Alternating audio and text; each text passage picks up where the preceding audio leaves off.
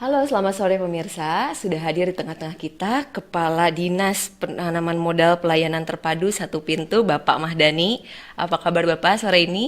Alhamdulillah baik, Alhamdulillah baik ya sehat. Pak, sehat. Nah, seperti yang kita ketahui nih Pak, Provinsi Banten, bukan hanya Provinsi Banten yang terdampak dari COVID-19 ini Pak. Iya, Tapi saya lihat dari data Provinsi Banten ini di tengah-tengah pandemi ini investasinya terus meningkat ya Pak. iya benar, Betul ya Pak, betul. betul. Nah, kalau saya boleh tahu nih Pak, bagaimana sih Pak gambaran pencapaian pembangunan di masa Gubernur Banten kali ini Pak? Iya, baik. Terutama kan Pak Gubernur setelah dulu terpilih Pak Wahidin Halim dan Pak Andika Iya, 2017, kan beliau menyusun rencana pembangunan jangka menengah. Di sana termaktub beberapa target ya. iya, Salah satu target yang menjadi tanggung jawab saya adalah target penanaman modal.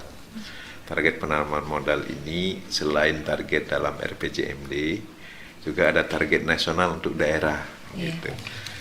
Kalau target dalam RPJMD misalnya untuk 2020 saja itu sebesar 49 triliun.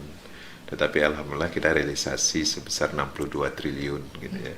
Kemudian target nasional untuk Provinsi Banten dalam penanaman modal realisasi investasi 61 triliun, kita tadi bisa tercapai 62 triliun, beri surplus dari baik target RPJMD, target Pak Gubernur dan Pak Wakil Gubernur, juga maupun target nasional dari Kementerian Investasi untuk Banten. iya, betul.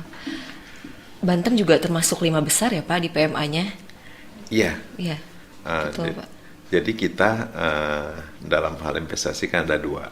Iya, Ada penanaman modal asing, ada penanaman modal dalam negeri.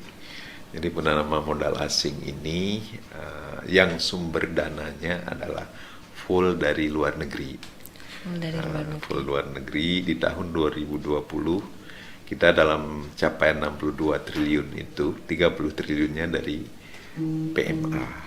Kemudian 31 triliun lebih, 32 triliun itu dari PMDN. Iya, Nah, ini sebuah fenomena di dalam kondisi COVID. Dulu Banten andalannya adalah PMA. PMA ya. Tetapi pada kondisi COVID ini PMDN yang menjadi primadona. Oh Gitu. gitu. Mungkin dari asing masih melihat wait and see dulu ya, Iya, gimana kondisi daripada perkembangan COVID ini. Tapi kalau dari sisi target, kita melebihi target baik nasional maupun target dalam daerah. daerah. Iya. Nah Bapak, seperti apa sih penerapan tata kelola yang dilakukan Provinsi Banten Pak? Iya, jadi sejak awal setelah Pak Gubernur dan Pak Wakil Gubernur, Pak Wahidin Halim dan Pak Andika terpilih, beliau konsen dulu menyelesaikan masalah infrastruktur. Iya, Alhamdulillah infrastruktur Provinsi Banten yang menjadi tanggung jawab provinsi sudah selesai semua.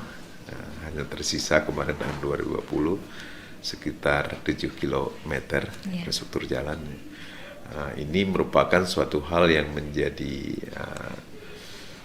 yang ditunggu oleh para investor sehingga memudahkan akses orang maupun barang keluar masuk dari Provinsi iya, Banten. Kemudian juga sektor listrik hal yang menjadi pokok bagi sebuah industri karena memang di sanalah bisa beroperasinya mesin-mesin itu adalah listrik sekarang ya. iya, Banten alhamdulillah dengan letak yang strategis dan pembangkit listrik Jawa Bali 70%-nya ada di Banten. Sehingga untuk listrik Banten tidak ada masalah. tidak ada Gitu ya. masalah ya Pak. Kemudian air untuk kebutuhan industri, Pak Gubernur dengan pemerintah pusat terus juga mengenjot agar 2 waduk kebutuhan air industri itu terselesaikan. Waduk Sindanggelak sudah diresmikan Pak Jokowi kemarin. Iya, Itu sumber air untuk wilayah Bojonegara dan Cilegon. Kemudian juga waduk Karian, ini waduk terbesar juga nanti. Bendung fisiknya sudah selesai, tinggal sekarang adalah pembebasan lahan. bebasan. Ini juga untuk sumber air untuk wilayah Tangerang dan mungkin juga bisa diekspor ke DKI karena surplus dari jumlah sumber airnya itu sangat besar gitu. Iya.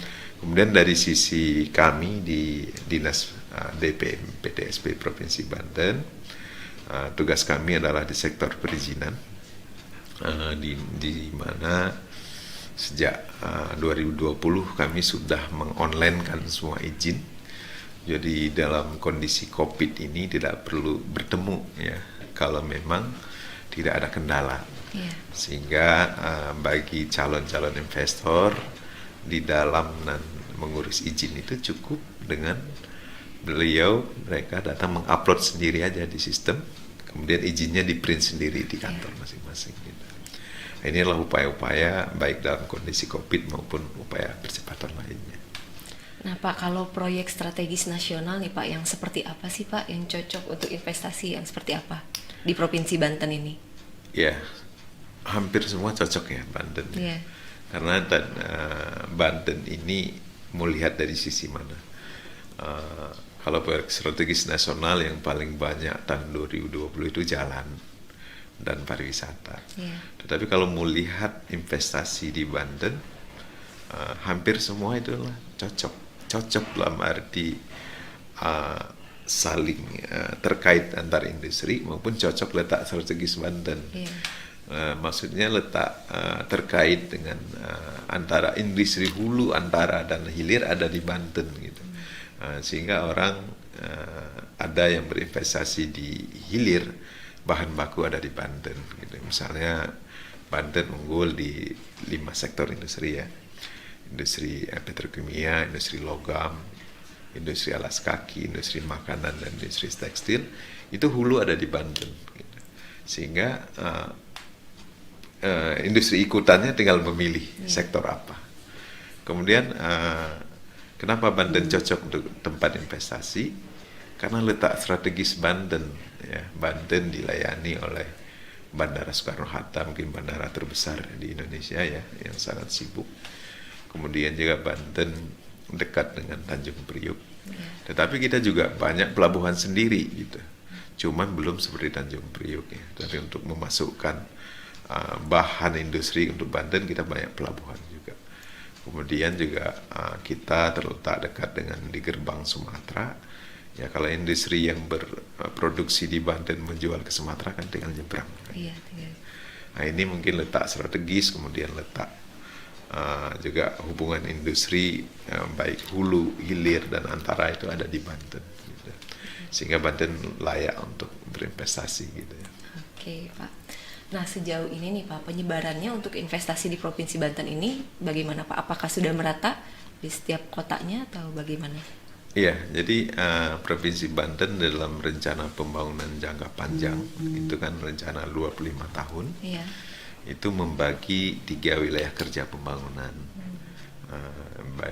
Wilayah 1 itu Tangerang Raya, itu Tangerang, Kabupaten Tangerang ya, Kota Tangerang dan Kota Tangerang Selatan.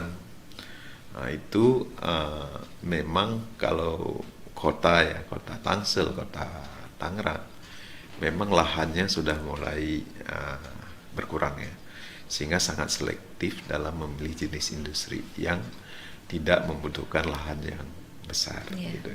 Dan di sana lebih kepada industri jasa diharapkan dan perkantoran ya, sehingga nanti tidak lahannya kan nggak bisa ditambah gitu ya. Sedangkan untuk wilayah Kabupaten Tangerang itu masih mempunyai lahan yang besar, tetapi juga tetap dijaga, misalnya lahan pertanian abadi jangan sampai hilang karena kan. Tapi juga lahan untuk sektor industri sangat menarik. Nah, tadi yang saya bilang karena wilayah Tangerang ini kan dekat dengan bandara, dekat dengan pelabuhan. Sedangkan di WKP 2 orang untuk wilayah Cilegon juga ini sudah mendekati juga lahan sudah mulai selektif juga ya. Industri yang dipilih, kota Serang sendiri tidak semua wilayah bisa jadi industri karena lebih ke tempat tinggal ya. Di Kabupaten Serang, Cikande itulah wilayah industri dan hulunya ada di kita sehingga berkembang industri di wilayah kita itu sangat mudah gitu. Kemudian 2 wilayah yang dijaga ya, tidak semua untuk kita jadikan industri itu WKP 3 itu wilayah Pandeglang dan wilayah Lebak gitu ya. Nah, karena itu sumber air untuk industri, sumber air untuk masyarakat gitu ya. Nah, sehingga kalau semua ini kita jadikan industri nanti semua nggak ada air gitu Pada pindah ya Pak dari pada pindah Banten. juga hengkang lagi Iya. ya. Nah, ini tentu saja ini alhamdulillah memang Provinsi Banten dianugerahi letak yang sangat bagus gitu. Iya. Nah, berbicara strategi nih Pak, strategi seperti apa sih Bapak untuk meningkatkan investasi serta dukungan infrastruktur di bidang investasi ini di Provinsi Banten? Iya, kalau strategi kesiapan daerah mungkin tadi udah saya sampaikan ya. Iya. Infrastruktur, air, listrik, kemudian izin yang mudah gitu ya. Strategi lagi yang kita tempuh di luar itu adalah kita melakukan berbagai promosi ya. Iya. Baik melalui media, melalui mungkin sampai ke Plant Magazine, kemudian juga di bandara gitu ya, kemudian juga di forum-forum lain ya, mungkin tidak bisa kita ikutin juga, kita nitip di BKPM RI gitu ya. Nah, ini adalah agar orang kita masih butuh banyak investasi gitu ya, sehingga banyak lagi nanti yang mau berinvestasi dengan kemudahan-kemudahan yang kita berikan gitu. Iya. Nah, selain investasi di bidang infrastruktur nih Pak, Provinsi Banten ini kan berpotensi di bidang pariwisata nih Pak. Yeah. Nah, terdampak COVID ini gimana tuh Pak pariwisatanya di Provinsi Banten ini? Iya, memang kalau pariwisata Provinsi Banten dimulai dulu sedikit kurang menguntungkan, mulai dari ini tsunami ya. Tsunami ya betul. Tsunami wilayah Anyer sampai Tanjung Lesung ya.